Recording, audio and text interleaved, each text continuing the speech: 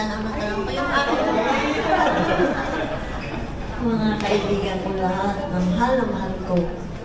Una sa Panginoon, nagpapasalamat ako, Lord. Hindi ko kalahin kung araw na ito, ganito maging kasaya sa buhay ko. Ako siya talaga sinurprise ng aking mga anak. Ang totoo na yun, ako tinatanong nila, anong plano? Wala. Be simple na. Ako'y nagkasakit, kailangan talaga natin maging simple ng buhay. Alam naman yung nangyari sa akin. Na-stroke nga. Pero napakabuti ni Lord.